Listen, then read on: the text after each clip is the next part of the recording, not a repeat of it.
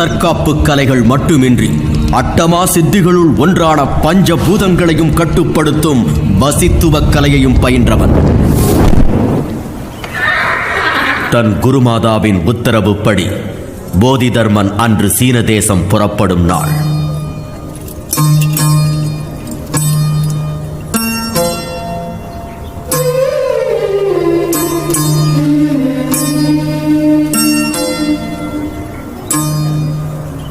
மாதா என்னை சீன தேசத்துக்கு அனுப்புகிறார்கள் என்றால் அதில் உள்நோக்கமும் உலக நோக்கமும் இருக்கும் என்று புரிந்து கொண்டமைக்கு மிக்க மகிழ்ச்சி தாய் தந்தையே.